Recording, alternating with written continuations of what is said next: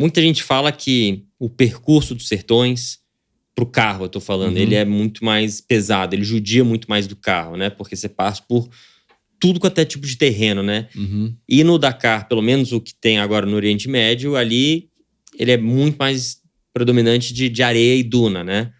Então, assim, se você tem aquela experiência muito maior em duna, você já tem uma grande chance nos Sertões, né?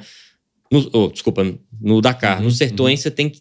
É 360 graus praticamente, né? Porque você passa por todos os tipos de terreno, né? Sim. Então, depois que eu fiz o Dakar, eu até brinquei com o Kaique, com o meu navegador, quando eu voltei. Os Sertões, parece, depois que eu fui pela primeira vez no Dakar, nos Sertões, no fundo, é um rally de velocidade, que a gente chama, que é como se fosse um WRC. Por que eu tô falando isso? Porque você sempre anda em estradas de fazenda e a planilha é muito precisa.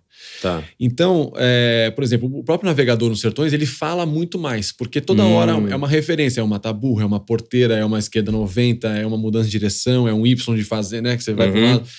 Então, é muito mais dinâmico. É quase que, se você reparar depois das onboards de WRC, depois pega lá do Loeb ou do Ogier e tal, é toda hora, 50, 100... Mas o WRC, só pra quem não entende... O cara, ele dá uma volta antes. Então, ele sabe mais ou menos o que ele vai enfrentar, né? E tem etapa que geralmente tem, sei lá, passa 2 vezes na mesma especial. Tipo, de manhã e à tarde. Só pra quem tá assistindo, Sertões, todos os lugares que a gente passa, tudo virgem pra gente, né? A gente nunca viu antes. Exato. Então, mas o que eu quero dizer é um rally muito de velocidade muito alta também, e você tá toda hora escutando o navegador e tal. O Dakar, você tá, muitas vezes, o navegador fala 20 km sem referência de planilha, 20 km, só seguindo um cap, o ângulo que a gente tem que seguir na navegação.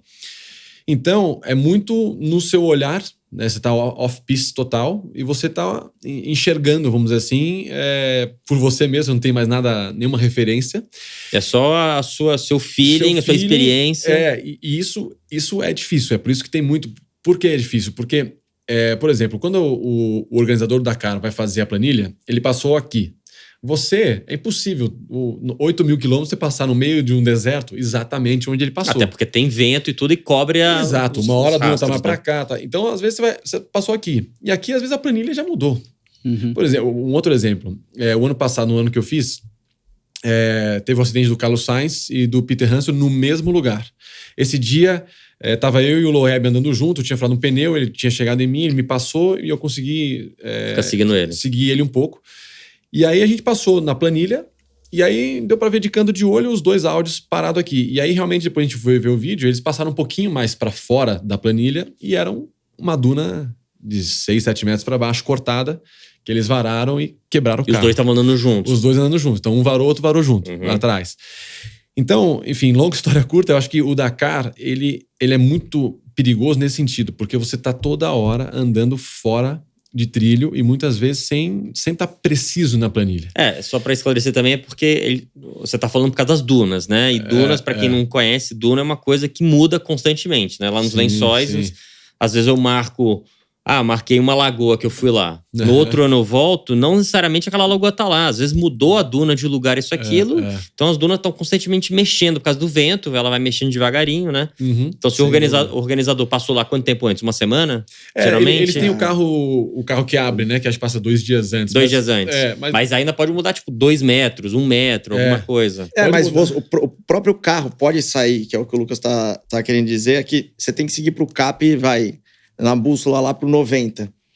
Dependendo de onde eu entrei aqui pro 90, ele vai dar lá vai dar lá na garrafa Mas tem 2 de água. Só que eu entrei por aqui, então eu vou fazer essa rota, enquanto o outro vem por aqui, e nesse meio do caminho pode ter uma pedra, pode ter um buraco, pode ter uma vala para esse lado e que pro outro não. No final, você vai se encontrar no mesmo... Você vai chegar no mesmo ponto. Mas não necessariamente o caminho que você fez até lá é o mesmo. Não necessariamente o caminho é o mesmo.